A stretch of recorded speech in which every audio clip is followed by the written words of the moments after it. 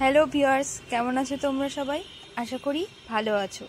আজকে চলে এসেছি আরেকটি নতুন রান্না নিয়ে, এটি হলো পেঁপের প্লাস্টিক চাটনি।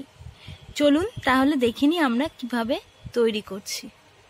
একটা কড়াই বসিয়ে দিয়েছি। এবার এর মধ্যে আমি দিয়ে দিচ্ছি, আগে থেকে আমাদের ঘরে ছিল চিনির রস, সেই রসটা দিয়ে দিলাম। আপনাদের কাছে যদি চিনির রস না থাকে তাহলে আপনারা চিনি এবং জল দিয়ে খুব ঘন করে একটা শিরাও তৈরি করে নিতে পারবেন।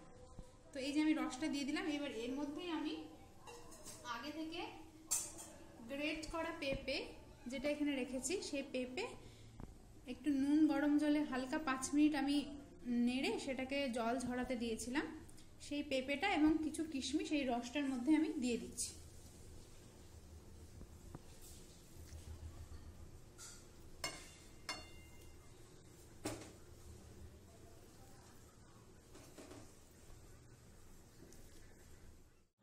এই রসের মধ্যে পেঁপেটা দিয়ে দিয়েছিলাম, গ্রেট করা পেঁপেটা, আর কিশমিশগুলোও দিয়ে দিয়েছি। এবার এটা ভালোভাবে নেড়ে দিলাম।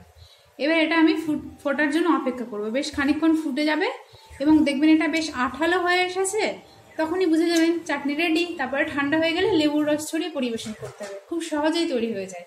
এরপরে আমি দেখাচ্ছি লাস্টে কিভাবে আমি এটা বানিয়ে ফেললাম। এই যে দেখুন, প্রায় 20 থেকে 25 মিনিট একই পদ্ধতিতে আমি ফুটিয়ে নিয়েছি।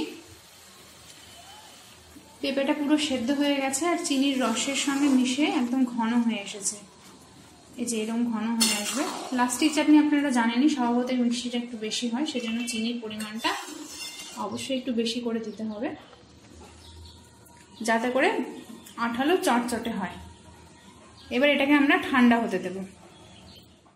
এখানে আমাদের চাটনিটা একদম ঠান্ডা হয়ে গেছে। এবার আমি এর মধ্যে অ্যাড করছি আগে থেকে চিপে রাখা লেবুর রস।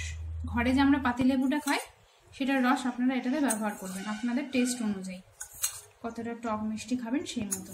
আমরা এখানে 4টে লেবুর রস নিয়েছি, সেই রসটা এখানে মিশিয়ে দিচ্ছি। পরিবেশনের জন্য একদম তৈরি আমাদের এই চাটনি। আপনারা যে কোনো ঘরের অনুষ্ঠানে বা গেট টুগেদারে আত্মীয় স্বজন বা বন্ধু বান্ধবকে এরকম একটা চাটনি খাইয়ে একদম মন জয় করে নিতে পারবেন। ধন্যবাদ।